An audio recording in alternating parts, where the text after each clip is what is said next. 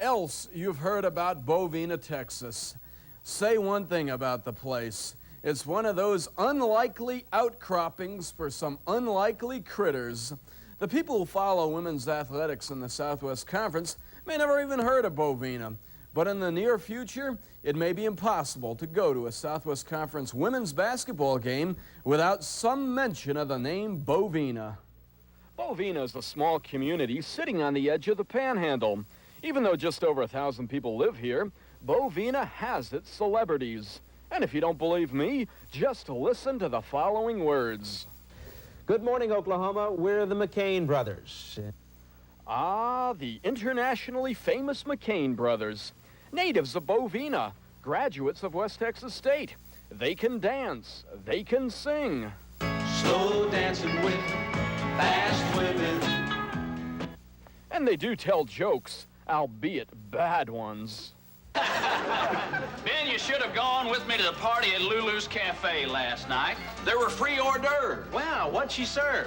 Well, chocolate-covered grasshoppers and frog legs. Well, that doesn't sound very exciting. Are you kidding? The joint was jumping.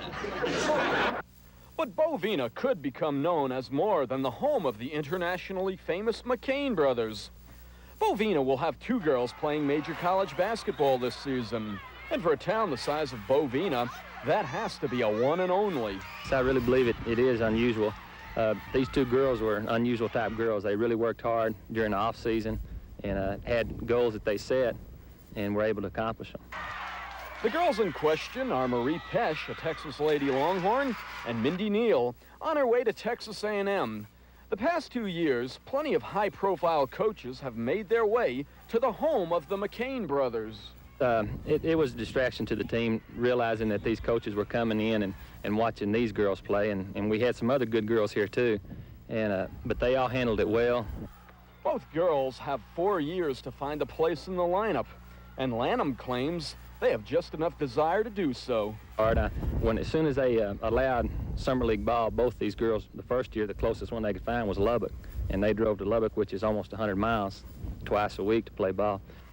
So the jury is out on Mindy and Marie, and who knows, maybe one day we'll hear them utter something immortal like this. Hey, in just a moment, we'll be visiting with the star of late night, David Letterman. Old Ben has sure come a long way since we graduated from West Texas State together. That reminds me, Wally, I always remember graduation. Ben and I were going through the ceremonies, and there was a whole crowd from Bovina there, probably about 20 people. You know how the protocol at graduation is. When Ben got his degree, they gave him a standing ovation there. Everybody was kind of happy for Ben. What happened when you got your degree? Well, I don't think I got a standing ovation. Maybe from the faculty.